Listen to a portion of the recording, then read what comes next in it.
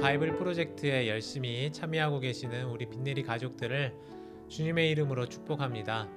오늘도 말씀을 사랑하는 마음으로 성경을 펼쳐는 우리에게 하나님께서 한없는 은혜를 더하시기를 기도합니다. 어제부터 여행을 시작한 고린도전서는 문제가 많습니다. 정확히 말하자면 고린도 교회에 문제가 많은 것이죠. 다른 지역의 성도들이 고린도 교회 이야기를 들었다면 아마도 다들 고린도 교회를 비아냥거렸을 것 같습니다. 이미 어제 읽었던 내용 중에도 고린도에는 많은 문제들이 있었잖아요. 그런데 오늘 5장에서도 또 다른 문제들이 발견되고 있습니다. 5장 1절을 보니까 음행의 문제가 고린도 교회에 있다고 말하고 있습니다. 그런데 그 내용을 보니까요, 정말 심각한데요. 어떤 사람이 아버지의 아내를 취하였다고 말합니다. 사실 이런 일은 이방인 중에서도 일어나도 또 믿지 않는 사람들 중에서 일어난다고 해도 엄청난 비난을 받아야 할 텐데, 물론 이 부분을 조금 더 이해해 보자면 아버지의 아내이니까 자기 어머니라고 생각할 수도 있지만 아마도 이것은 친모를 말하기보다는 아버지의 첩 혹은 재혼한 사람을 뜻하는 것으로 보입니다. 물론 이것이 어떻게 해석이 된다고 해도 이것은 도무지 받아줄 수 없는 그리스도인들에게 일어나서는 안 될 일입니다. 그리스도인은 나 혼자 구원받아 사는 사람이 아니지 않습니까? 하나님 나라를 사는 백성들의 삶이 어떤 것인지를 세상 사람들에게, 다른 사람들에게 보여주는 삶을 살아야 하지 않겠습니까? 그런데 여기 이 말씀 속에 이 사람은 그리스도인의 그 양심을 찾아볼 수 없습니다.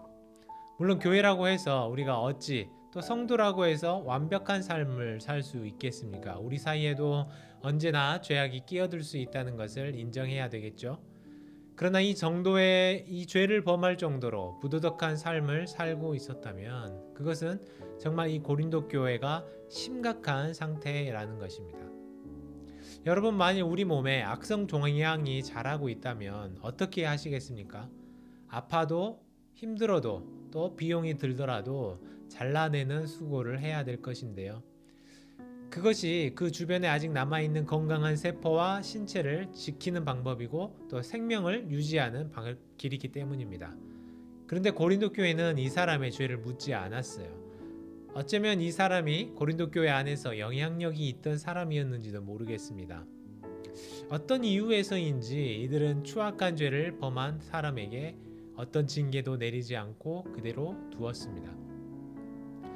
사실 현대교회도 마찬가지죠. 한국교회의 문제를 말할 때 징계가 사라졌기 때문이라고 말하기도 하는데요.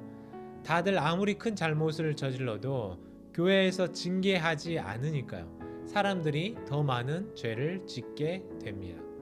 세상보다 더 악한 삶을 살면서도 직분을 갖게 되는 그런 경우들이 생겨납니다. 그런 실정이다 보니까요. 어쩌다 교회에서 용기를 내서 징계를 하면 어떤 일이 일어날까요? 근신하고 자기의 죄를 회개하기보다는 교회를 나가고 다른 교회를 찾고는 합니다. 악순환이죠. 예수님은 우리의 죄를 위해 십자가를 지셨습니다. 그 핏값에 걸맞게 거룩하고 순결한 삶을 살아내시기를 바랍니다. 이제 6장을 보시겠습니까? 여기서는 그리스도인끼리의 송사 문제를 다루고 있습니다.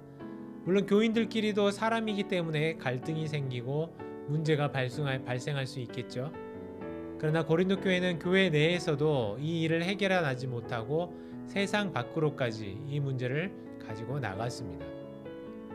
스스로의 문제와 갈등을 해결해내지 못할 만큼 자정 능력을 이미 잃어버린 교회, 그 교회가 고린도 교회였습니다. 예수님은 오른뺨을 맞으면 왼뺨을 돌려대라고 했습니다. 때로는 우리가 서로를 형제라고 부르고 자매라고 부르면서도 세상보다 더 못한 관계로 살고 있지는 않습니까? 물질적으로 이익을 보아야만 이기는 것이 아니죠. 그리스도 안에서 서로에게 양보하고 희생할 때에 더욱 아름다운 교회 공동체가 될 수 있습니다. 고린도 교회의 문제는 자기 스스로를 굉장히 지혜롭고 능력 있는 사람으로 여기고 살았다는 점에 있습니다. 그런 자들이 갈등의 문제, 음행의 문제, 서로 간의 이권을 위한 다툼까지 해결해내지 못하고 있다는 것은 고린도 교회들이 머리만 커졌지 영적으로는 전혀 성숙하지 못했다는 증거일 것입니다. 자녀를 키워보신 분들은 아시겠죠? 어린아이에게 이기려고 하는 부모가 있을까요? 힘으로 질 수가 없는 상대이지만 우리는 아이에게 져줍니다. 그것은 우리가 아이들보다 약해서가 아니라 더 성숙한 어른이기 때문이죠. 지식만 늘어날 것이 아니라 영적으로 강건해지고 선한 영향력을 발휘하시기를 바랍니다. 7장에서는 결혼과 독신의 문제를 다루죠. 이것은 고린도 교회가 갖고 있던 문제라기보다는 그들의 질문이었습니다. 물론 아마 그들 사이에 이런 문제의 소지가 될 만한 사건들이 있었을 것 같아요. 그래서 바울은 그들에게 성도들의 결혼관에 대해 알려주고 있습니다. 바울이 서술에 나가는 결혼에 대한 가르침을 보니까 당시의 시대상을 엿볼 수 있는데요. 성적으로 굉장히 문란하면서 또 동시에 반대로 잘못된 이 영지주의의 영향 때문에 결혼 자체를 터부시하는 자들도 있었던 것 같아요. 사실 뭐든지 양극단에 빠지는 것은 좋지 않죠. 바울은 여기서 일반적인 경우에는 남녀가 만나서 건강한 결혼 생활을 유지하는 것이 좋다고 말합니다. 자기처럼 독신으로 사는 것이 베스트라고 하지만 이것은 분명히 어떤 특별한 은사와 부르심이 있어야 한다는 것이죠. 독신의 은사가 없이 혼자 살면서 잘못된 일을 저지르는 경우가 얼마나 많습니까? 그래서 남편과 아내가 서로를 존중하며 건강한 성생활을 누리며 살아가는 것이 일반 사람들에게는 가장 좋은 것입니다. 8장에서는 성도가 우상의 제물을 먹어도 되는지 묻고 있는데요. 여러분들은 제사상에 올라온 음식을 먹어도 된다고 생각하십니까? 아니면 안 먹어야 한다고 생각하십니까? 그렇다면 또 그 이유는 무엇이십니까?